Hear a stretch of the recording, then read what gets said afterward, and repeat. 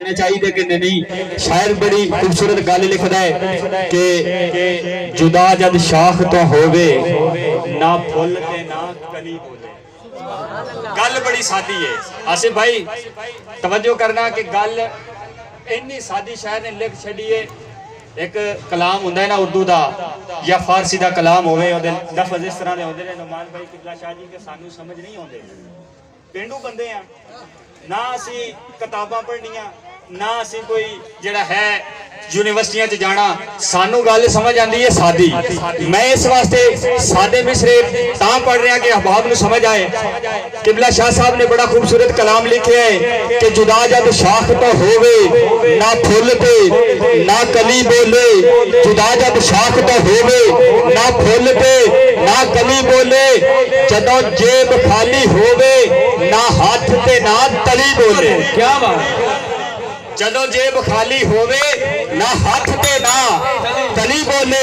जिस्म दे नाल जो सिर होवे, जिस्म दे नाल जो सिर होवे ते हर कोई बोलदा ना सिर बिना धड़ दे जे बोले। हुसैन इब्ने अली बोले। सुभान अल्लाह। बिना धड़ दे जे बोले ते हुसैन इब्ने अली बोले। बिना धड़ दे जे बोले ते हुसैन इब्ने अली बोले।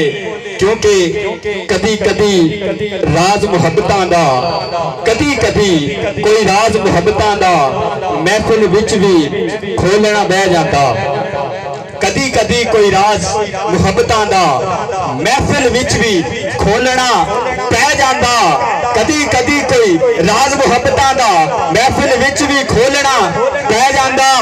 पक्के पैर जे रखे कोई हजार भावें। बंदे साडी पंजाबी पिंड दे विच जिहड़े ना पिंड साडे इन्हां दे विच मिसाल दिंदे ने पंचायत दे विच बंदा वो बोलदा जिहड़ा पैरां दा पक्का होवे। मेरी गल गलत होवे मैं जिम्मेदार हां।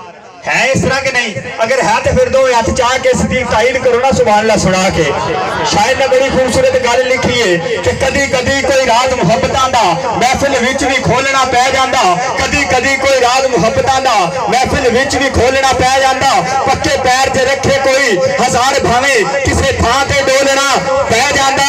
पहुंचण वास्ते यार दे विच कदमां और चुस्सा रेत ते रोलना पै जांदा। पहुंचण वास्ते यार दे विच कदमां चुस्सा रेत दे विच भी रोलना पै जांदा।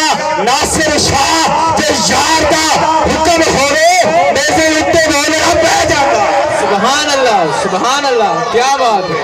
नासिर शाह जे यार दा हुक्म होवे ते नेज़े उत्ते भी बोलना पै जांदा। और आपने बड़ी खूबसूरत गल कीती है कि जिदे विच ऐब कोई होवे कदे ओ माल नहीं विकिया। किबला कारी साहब किबला शाह जी असी मंडी ते गुड़ लैके जाइए ना, गुड़ ते असी बेलने ते गुड़ जो बनाने ते गुड़ बड़ा चिट्टा होवे ते साडा दिल खुश हो जाता है कि यार मेरा गुड़ बड़ा जबरदस्त निकलता पिया ते इंशाअल्लाह ताला मैनू कीमत चंगी लभेगी।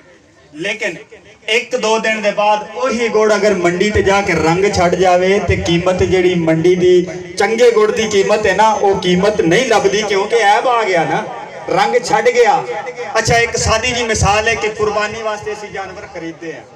शाह जी किबला असी कुर्बानी वास्ते जानवर खरीदिए ना आसिफ भाई, ते अगर बकरे दा सिंग टुटा होया होवे ना या बकरे दा पैर ठीक ना होवे या जानवर दे विच कोई भी थोड़ा जिहा नुक्स सानू नजर आ जावे ना ते असी वो जानवर खरीद दे नहीं। जे अगर खरीदे हो तो फिर ना बोलो, जे नहीं खरीदे तो फिर आखो ना उच्ची सुभान अल्लाह। मैनू बोल के दसो ताकि मैनू भी पता लगे मेरे सामने अमानतां नहीं पईयां, जींदे ते जागदे इंसान बैठे। असी वो जानवर नहीं खरीदते। ते किबला नासिर शाह साहब ने बड़ी खूबसूरत गल लिखी है कि जिदे विच ऐब कोई होवे कदे ओ माल नहीं विकिया।